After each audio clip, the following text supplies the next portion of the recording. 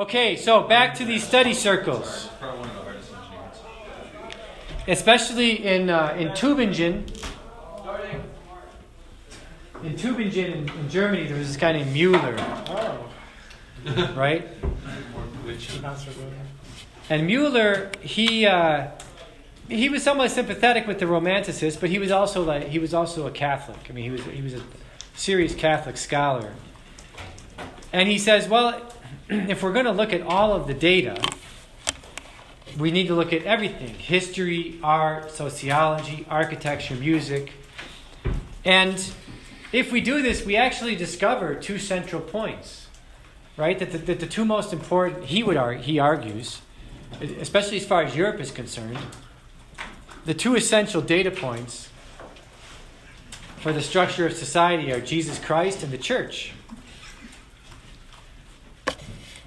What's his first name? I forget his first name now. Adam Müller? I think it was Adam Müller. You can't look him up because you just get Russia stuff. What year? Forerunner of economic. Okay, yeah. I think it's Adam Müller. He's German. And so basically, yeah, he says his argument is that he starts to make this argument that maybe because of the Enlightenment we've made too much of a kind of radical break between nature and supernature, only in the sense that, look, God who creates the universe is the same God who reveals himself to us through revelation. Right? So if Jesus Christ and the church are the two most important consequences, or two most important data points, really of all disciplines, that there should be substantive consequences that follow for our personal lives, family, social life, political life, education, economics, political culture. Everything changes, in a sense, once we take seriously the mystical body of Christ.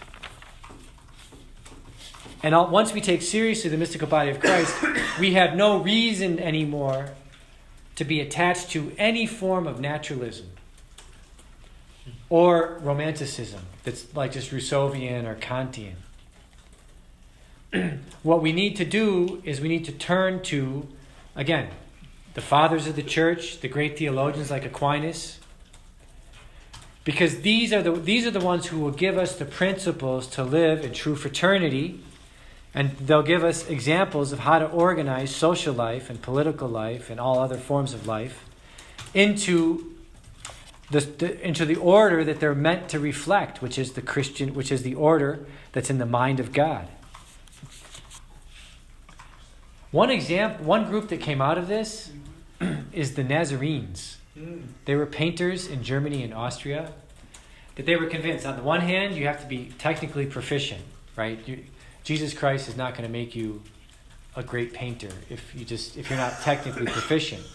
But if you are technically proficient, you can, and you immerse yourself in the spiritual life, and you allow yourself to be drenched in the Logos, right?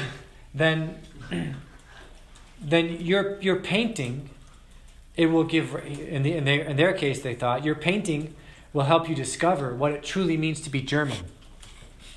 It will also help you discover what is true freedom as a painter. And some of their disciples were among the settlers that went to Central Texas that painted these churches around Feather Rock. Oh, the painted churches. That's beautiful. Oh. They have a reputation, yeah. Pretty good. And this is the only answer. This is the only answer to the various forms of false freedom that were offered in the 18th century. The only thing the 18th century freedom teaches us to do is to look into our concupiscence, our emotions, our passions, our desires, our self-interest, and not seek to perfect them, but instead to create systems around them that prevent them from getting access to the transformation that's needed by growth in the virtues and by being transformed by Christ. Instead, what 18th century freedom does is it puts a blindfold on. It puts a blindfold on the various rulers of the various places of organizing society. So what we need is a kind of study where we will discover these dogmas. And because we're still surrounded by naturalism and its effects, right? The Bonapartists are still around, the Jacobins are still around, Lockeans are still around, the British system is still here. There's all sorts of now, out of Romanticism, all sorts of weird Rousseauians that are growing. And so what we need to do is we need to acquire a proper lens for looking at and evaluating to see, well, there could be elements, there could be institutions that were theorized, right? I'm sure that are legitimate still, or that are still helpful.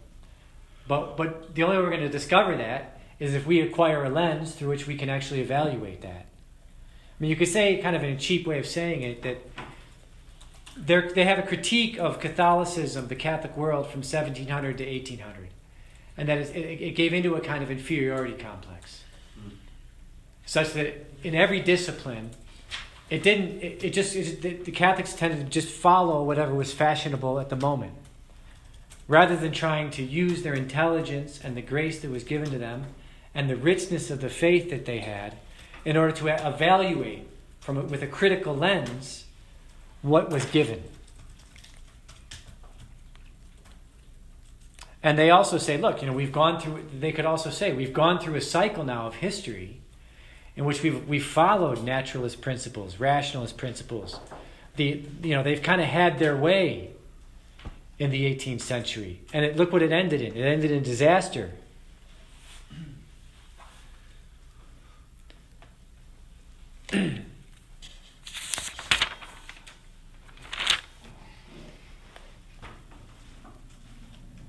So, again, just to kind of come back a little bit to Romanticism, right? The Romanticists are trying to develop not something that's empiricism. They don't want Napoleon, Enlightenment, whatever that is, right? Some people that become romantics, for example, are the Brothers Grimm. There was a whole industry that started. Ballet comes out of Romanticism. I mean, the dance form of ballet. There's a whole industry, opera is romantic in that sense. There's a whole industry that starts of short stories trying to go back to find out, like, what are the primordial stories of our country in the 19th century. That's the Grimm brothers. And then we also, and I think also the Thomistic revival comes out of this movement. I mean, let's face it. You are here today because of these. I mean, we're here today, and we're in our internal studies, studying Thomism in every course, right? Because of the revival that started in the 1820s and 30s in these study circles. I mean, so you can say in part we're part of that process. And you can say also in part, I mean, what our Father wanted, one of the whole reasons we have the eternal studies, is that he wanted to provide a forum where we could get that lens that we need for drenching our profession, whatever it is, in the Logos.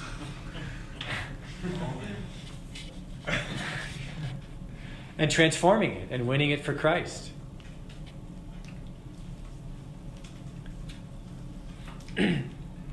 As we said, there's also a number of other mixed kind of political philosophies that come out of Romanticism.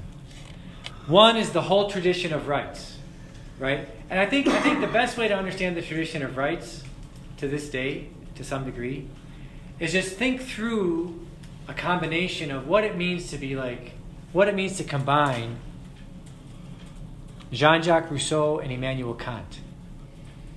Right? Immanuel Kant, who gives us the categorical imperative, who gives us this way of thinking about ethics, that, you know, if you have one proposition and you can universalize it, then you have the duty and always and everywhere to act according to that proposition. Right? And then if you really think through Rousseau, I remember one time listening to an interview of Quentin Tarantino, and they asked him, you know, how do you end up becoming the movie maker that you became?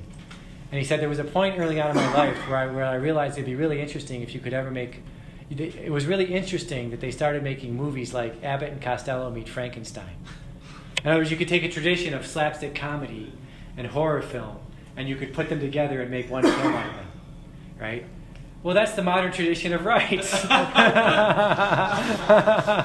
Right? You take Jean-Jacques Rousseau, who's like, look into your feelings, look deeply into your emotions, discover your inner consciousness, become a sincere man, right? Which is going to be some sort of like running off into the woods and living. No, Rousseau, like in the last part of his life, right? He spent segments of his life like saying, if I'm really going to understand what it means to be a primitive man, like I got to go out into the woods and try to act like the animals, right? So he would try to like run around in the woods like a boar, stuff like this. He was he was a little bit of a strange guy. But if you put that together with like, just think of Kant and duty and the categorical imperative and everything all the kind of Germanic stereotypes you could think of, right? These two guys don't actually go well together, but they do get kind of fused together in the tradition of rites. Because a rite is, what is a rite in this modern sense of the term? It's some sort of strong inner conviction or feeling or sentiment which is united with a kind of logical rationality and universalized.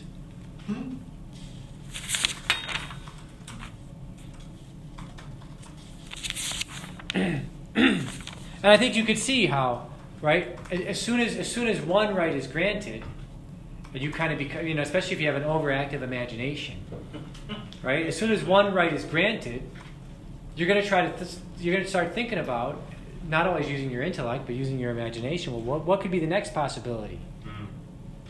Right? So you can see how once this gets adopted, you can also see how it can lead to totalitarian movements. Because you can just become fixated on an idea and say this idea must be universalized. And if it's not universalized, there's no justice in the world. It's within the Romantic movement that we get the beginning of the nationalist movement. In other words, people look deep into their nation's past and they see, well, there is an ethnic identity here. There's a nation. And the nation, by the way, I think ultimately will say in political philosophy, what is the nation? Yes, the nation is a people that's united by certain characteristics of food, of culture, of history, of ethnic groups, right? And customs. It's much easier for an Italian to marry an Italian than to marry an Irishman, right? It's not always Chile. No, I mean, in other words, it's something to tell people when they're thinking about getting married. Well, what should I look for? Well, if you're going to marry someone from another culture, you're going to have a more difficult time. There's going to be more difficulties to overcome. I mean, I would say even now, for a guy to marry, a Midwestern guy to marry like a girl from the East Coast, that's going to be very problematic. I mean, I think there's going to be a lot of difficulties in the marriage that are not part of, that are added on to the normal difficulties of marriage. But you get the rise of nationalism. And I think ultimately having a nation and having patriotism for your nation, there's nothing wrong with it. Right? So we want to be clear about that. And in fact, actually, also just the history of political economy is very interesting on this point. Because after the Napoleonic Wars, in the first 5 or 6 years after the Napoleonic Wars in Germany, they basically said, you always had like a 60-40, like German ideas versus British ideas. Right at the end of the Napoleonic Wars, they basically say, let's just open ourselves up completely. The British one, it's like Russia after the Cold War, right? The British one, let's just open ourselves up to the British system. So the Germans open themselves up to the British system. Within 2 years, there's a famine. Everybody starts moving to the United States, right? No, and then basically, so there's a few thinkers. There's Fichte, and then there's Liszt, right? Not the composer Liszt, the other Liszt. And Liszt comes up with the idea.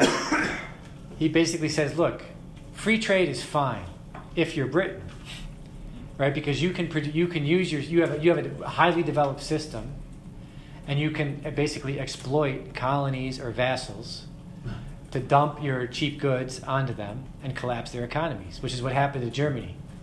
So List actually, a lot of his studies, he did the same thing that I was telling you about von Kettler. He would go and he would, like, as the people were getting on the boats to go to America, he would interview them and say, like, why are you going to America? Why are you going to America?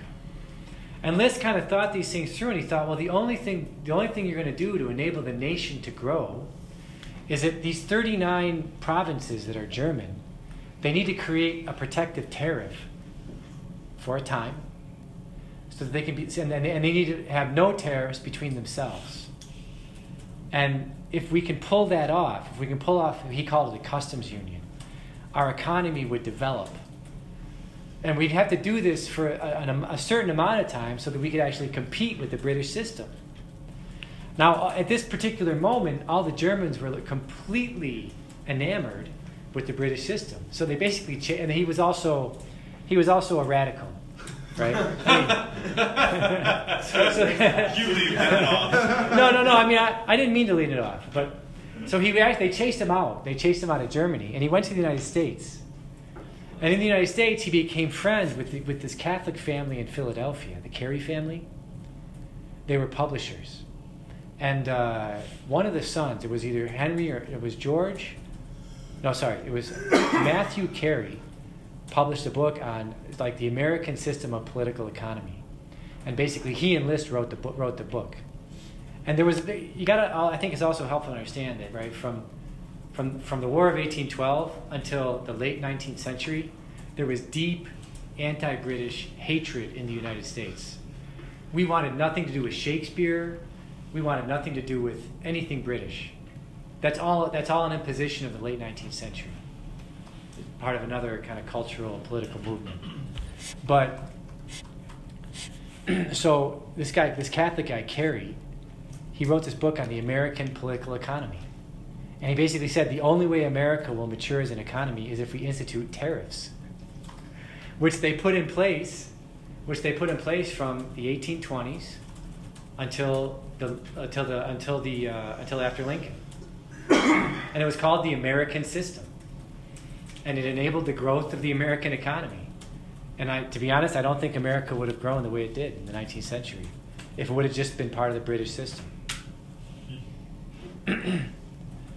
Actually, both Carey and List realized that tariffs were temporary measures. List was a fanatic for tariffs. List thought tariffs were the solution to every problem, right? I think Carey was more of the opinion that they were necessary for a time to break out of the British system and develop your own economy. And then they could be done away with. Once you were on equal manufacturing power with the British. And the British were, their foreign policy in the 19th century was to always try to undermine this system. They did whatever they could to try to undermine this system. Yes? This is kind of going back to the beginning of Romanticism. Yeah. But you had mentioned that they're trying to look back into their country's history in order to find something meaningful, etc. I understand that why they hate empiricism, for instance, because they're saying this is their reaction to the Enlightenment thought. But why are they concerned with? I mean, as you said, it was sort of. Why are they concerned with looking into the past of their history? What led them there? Because they are somewhat attentive to sense data, and there's nowhere else to look at this point. Okay. Yes. Can you describe the British system a little bit and say why it was so effective and why the laissez-faire capitalism of the British system? The British system was so effective because, for example, because they were willing to do because it was a combination of, it wasn't just empiricism, and it wasn't laissez-faire. It was also Machiavellian. It was completely Machiavellian. So, for example, when one of the first times it spreads is up to Scotland, and they got to get rid of the Highlanders. And when they finally invade Scotland, one of the ways they get rid of the Highlanders is Cornwallis adopts it as the policy of the army to rape all the women. Because that's the policy of the army. Because you got to get rid of these Highlanders. You got to ethnically cleanse them. Right? And then when it was so successful in Scotland, they take the show on the road. Right? So then when they're fighting when they're fighting in the French and Indian War, when they're fighting over Canada, they basically decide we're going to go into Quebec and we're not going to abide at all by the rules of warfare. That's how they won. That's how they won the Battle of Abraham Plain, which is the battle where French loses Quebec to the British. So it's a combination of, clever manipulation of the political and economic order to the advantage of the British. But what is the economic? I get the political Machiavellian, but how are they so economically successful such that people were just trading with the British was always a lose? Well, because you have enough of an organization. For example, you take Germany, for example, you have manufacturing. You can get parts. You can get slave labor cotton from the South. You can bring it to a factory in England.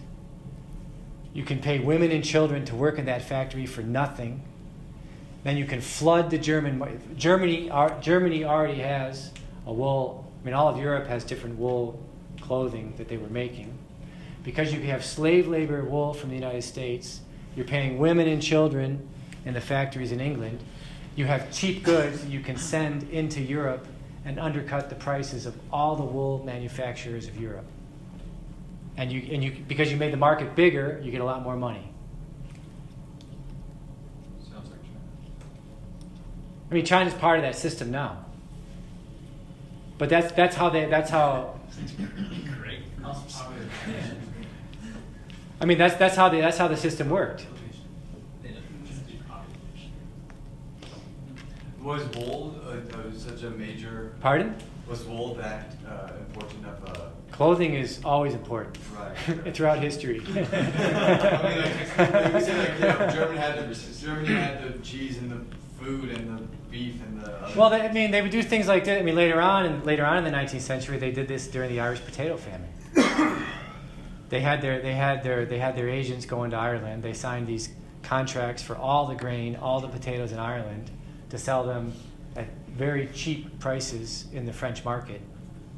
And a plague broke out among the potato plants, but those contracts had to be fulfilled. So a million Irishmen either had to starve to death or leave the country. And the British were brutal in enforcing those contracts. And how come because it's the sacred law of contracts. How come the other countries couldn't get manufacturing up and going?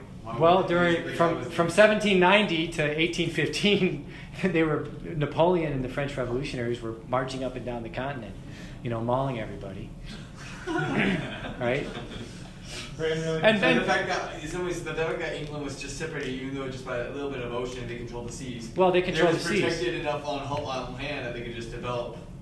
But also they controlled the seas, so they controlled also the trade between the various points of their markets. They also had all the technology they protected. Yes. It would be worse. So it would still be worse for Brittany to have open trade with Britain than Cornwall, for instance. As a political subjugation. It's a matter of political subjugation. Well, I think it's a combination. It's not. I mean, it's a combination of approach to life, philosophy, ideas, and then the way they get implemented. It's not just because, I'm not just trying to pick on the British. That's just where these ideas got implemented. I mean, the British took Machiavelli more seriously than any other country. And they took him seriously on a literal level. Sometimes with your little Straussians, you'll have these little debates about the real meaning of Machiavelli, the secret meaning of Chapter 6 of The Prince, and blah, blah, blah, blah, blah. The British didn't do that, right? Right? The British didn't have those debates. They took Machiavelli at his word. Okay? Well, a lot of people here are influenced by the Straussians. I was educated by Straussians. I know how they operate. Right? What do you think the biggest Straussian in this room? Let's hope he doesn't expose himself. What's Straussian? That's after class. Okay. Yeah. It's also during this time you start to see the rise of drugs and philosophy. No, in other words, it's not. It didn't just start to happen in the 1960s. The 1960s was just another iteration of it. right? Paragraph. What time are we in? We're in the 1800s to 1830. I mean, in this time you start to also see the first gender, like, you know, pro-homosexual movements. You know, Jeremy Bentham was starting to promote pedophilia, John Stuart Mill, homosexuality. What? Yeah. Yeah. Yeah. John Stuart Mill is the father of feminism, apparently. Yeah. Because he wrote on the subjugation movement. What's this about? He was a promoter of homosexual rights, of course. What? What do you expect? Feminism? I mean, the guy was an Enlightenment naturalist, utilitarian. Yeah. Of course, he's going to have these problems. So, I mean, again, and the first people that started experimenting with opium and different drugs, the idea was that, so, you know, again, you can understand it. If you're going to really get into your deep nature, you got to take something to help you get into the deeper recesses of your consciousness. And they started to say, well, you know, drugs also could help you maybe obtain mystic harmony. Would be another argument. I mean, these are all false arguments. You also start to get a new development in political philosophy and it affects theology also, Paleogenicism, right? That in every age there needs to be kind of a rebirth of society, a rebirth of the church in theology, and through the succession of rebirths, you'll end up with perfect freedom. You know, finally you'll get a perfect revelation of freedom. Yes. So where are we just on a map? Like We're in the 1800s to the 1830s. Okay, in which countries? We're in Europe, for the most part. What is this thing? It's just Paleogenicism. This is just the aftermath of Like palindrome. the French Revolution. Yes. Thanks. The cultural changes. Yes. These are what starts to enter into the current of political philosophical ideas. There's a great book. It's only written in French, though. It's by an American. He so loved studying the French Revolution. He went to France, learned French, and only writes in French. Wow. His name is Frank Bowman. I don't know if he's related Yeah. to the family that we know. But his book is called The Christ of the Barricades. And he starts to show how basically you get also like a secular, it's also during this time you start to get the first politicalization of Christ as like a political agitator. Some of these things. When is that painting the Delacroix, the lady with the That's David during the French Revolution. yeah. Delacroix, yeah, during the French Revolution.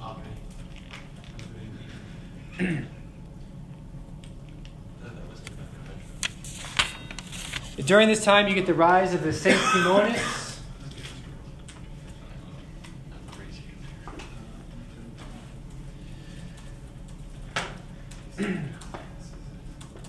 These are some of the followers of Saint Simon. They're some of the first social scientists. And they basically have this idea that technology is good, innovation is good. And what should inspire, now they're not Catholic, okay, they're not Catholic, but they say technology is good. Innovation is good. But the spirit that should lead the development of technology and the development of innovation is agape. Agape. Charitable love for all of humanity. Right? In other words, technology and innovation should be put at the service of all of humanity. Who says this?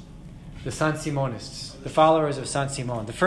These are like the first sociologists and, you know, all of what's now considered the social sciences. Did he come up with the philanthropy?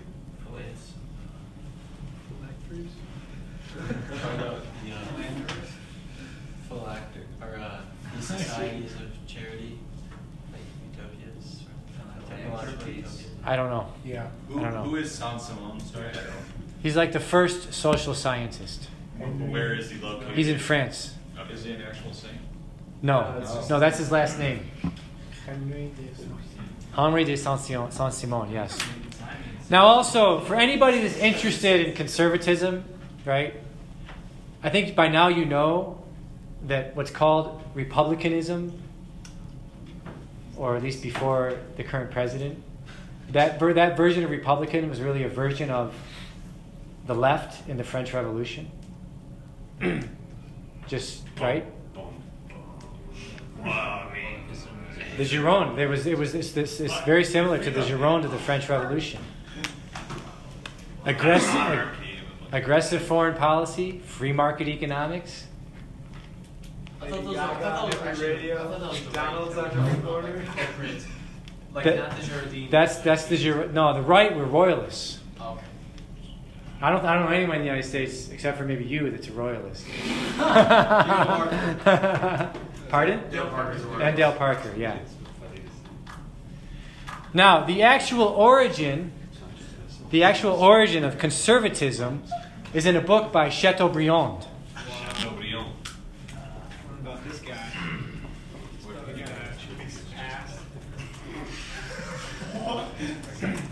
He wrote a book called, I think he wrote it like in 1803 or 1804. Right? The book is called The Genius of Christianity. And he basically gives a kind of emphasis that we need to go deep into tradition. It's kind of similar to some of the arguments we've already gone over in the class today, right? We need to go deep into the tradition to discover what in it is worth preserving and advancing into the future. Right? And that's the origin of the term, at least that's the first use of the term conservatism.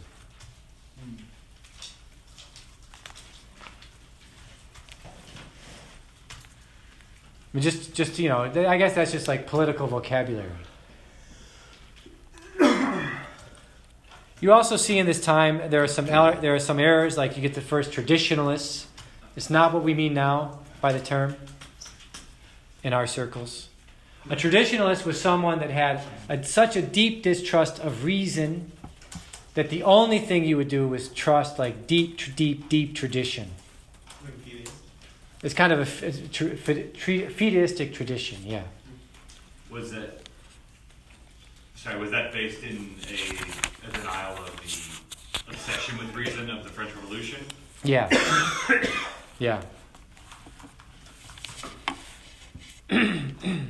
Now, I think it's important to remember that at this point, when you're talking about like up until the 1830s, everything I just described, like the study circles, the Romantics, the beginning, the first steps of a guy like Adam Mueller or Taparelli, or out of these study circles, they'll start to be religious political movements in the 19th century. But in the teens and 20s, Chateaubriand's book is super popular. Joseph de Maistre has a following. But as far as like being significant, they're not really that significant. Even throughout the 19th century, up until the papacy of Leo XIII, for example, the Thomists are just like, the Thomists are treated, with contempt by the vast majority even of Catholics. Because the vast majority of Catholics, they still are convinced that some version of Catholicism plus naturalism is what's going to advance into the future. Right? So, the Thomists get all sorts of appellations that are Jesuit, put them on the same level as the Jesuits, right, at the time. And they're by and large, like, Newman tells a story in his autobiography where he learned that there was this thing called like Thomas Aquinas, the Thomists. And so he goes down to try to find one. Right? He travels all through France and down into Italy and down to Rome. And on the whole trip, he doesn't meet a Thomist. Right? And all he hears in every place he stops is like, well, nobody studies that anymore. Right? Don't waste your time. And then finally on his way back, he's up in a mountain somewhere. Like a little parish up in a mountain. And he finds this parish priest who like reads St. Thomas at night. Wow. Right? Like Kevin Majors. Right? Kevin Majors at Elmbrook. And that's about it, right? So we're not talking. I mean, so again, we're sitting here at the end of a certain era of history, where our picture of it is a little bit different, and that's not the way it was in the 1820s. What time did we go till tonight? 55. 55? So we have 10 more minutes. Good. So again, throughout the 19th century, what you're going to see politically is you're going to see a lot of development or corruption, depending on how you look at it, from ideas that were being developed before and going into the French Revolution. As far as like the church-state problem, you have some interesting developments. So just like going to Germany. In Germany, the church actually has the most difficult time with the provinces that are governed by Catholic rulers. Because why? They want to control the church and their borders. But in Prussia, which is a minority, it's 40% Catholic. In Prussia, King Wilhelm basically lets the church do whatever it wants. So he just kind of lets the church dictate the terms of the Concordat. We're getting now into the late 1820s and into the 1830s. In the 1820s, though, a big political question in Germany becomes intercommunion. And you might hear debates about that to this day. And what's the origin of intercommunion? King Wilhelm, he is a Calvinist. He married an evangelical Lutheran. And he and his wife both want to receive communion they both want to go to one Protestant service every Sunday, and they both want to receive communion at that service. Right? Whatever they understand. And so King Wilhelm's idea is that we should de-emphasize what he tells all the pastors, the Lutheran and Calvinist pastors, and he tells this to the Catholics as well. Let's start de-emphasizing dogma and take a more pastoral approach.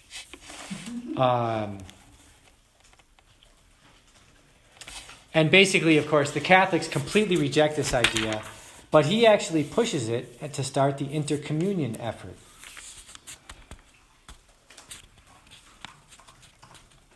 And it ends up in where there's a small group of Lutherans that they become horrified, right, that you would ever have to share communion with Calvinists, right, because they don't believe in. The Lutherans at that time, they believed in not transubstantiation, but consubstantiation, I think. Yeah. Right? So they're horrible because the Calvinists don't believe in that, right? So the Lutherans are like, a small group of them are like, no way. But a big chunk of them are like, well, whatever the king wants, we're going to grant him. Right? So the ones that actually object are the ones that come to the United States. And they become the Missouri Synod Lutherans. No way. Yeah.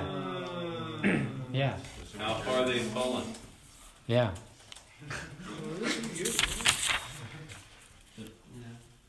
Those are like the Wesleyans. I have a friend who's a Missouri Synod pastor. Then France, going back to France now, from 1815 to 1835. Louis XVIII of France has no heir. As we said earlier, right, when they made the initial Concordat with France, there were a lot of compromises in it, a lot of unresolved questions. France is basically a monarchy, but it's a liberal monarchy. The 1% vote to give it some sort of electoral respectability. There's a Chamber of Deputies. At one point, there's a slight shift in this Chamber of Deputies to where kind of people who are even more monarchist, kind of more ultra-monarchist, start to get into the Chamber of Deputies. And this will have its effect in a few years, in the 1820s. Now, I think we also need to explain the system of education in France, and it's important because it affects every country in Europe and many in Latin America. Napoleon, when he was in power, and because it doesn't get changed when Napoleon leaves power, Napoleon, he organized the entire system of France, and he called it the university. And in the university, they planned out what every child would learn from kindergarten until he got his PhD. Like what songs you would sing in grade. Like, so at France, if you were in 5th grade and it's 11 o'clock on October, whatever, everybody's learning how to sing this traditional French folk song, whatever it might be, right? But also, everything was planned out. And so the university planned out wages of the teachers, school hours, how much homework was given, how you get into college. It was called the university. Okay? The concordats allowed every Catholic diocese to have one seminary and to run 1 or 2 colleges, high school, a little bit better than high school, 3-year high schools. But it's really I think a French college would be like junior, senior, and freshman. It would be like junior and senior year of high school and freshman year in college. That's like the French college. That's what they call college. So when you go to Europe and you say, I went to college, they're like, what? Because they don't understand. I mean, college for us is like, I go to Notre Dame, I'm going to college, Notre Dame. But for them, college is like that 3 years of high school. Is this the concordat that has that one name? Yeah, it's a variation of it, yeah, but basically. So what starts to happen is that the Jesuits, when they get reconstituted also in 1814, the Jesuits start to use, and the Catholics in general, they start to use this loophole that you can run colleges to get people ready for the seminary. They start to use this loophole to reopen up hundreds of what we call high schools across France, right? And according to the Concordat, any graduate from a religious high school, if he doesn't go to the seminary, he doesn't have to pay if he goes to the university. Oh yeah. Right? So all the Catholics start exploiting this system, right? To basically they send their boys to these high schools and then they don't go to the seminary and they get free education at the university. Some do go to the seminary. So. Huh? But some do go to the It's a good seminary. record. Yeah. In 1824, Charles X replaces Louis XVIII on the throne, and Charles X himself is an ultra monarchist. So for his coronation, he has a public procession through the streets of Paris to the Cathedral of Notre Dame. And this is the first public procession of a king in Paris since the procession that led Louis XVI to be guillotined. Right? But there are many people at this point who are challenging Charles X to his throne. There's Bonapartists. In fact, a Bonapartist assassinates the son of Charles X, the only legitimate heir to the throne at that point. And he's also opposed by the radicals, the successors of the Jacobins from the French Revolution.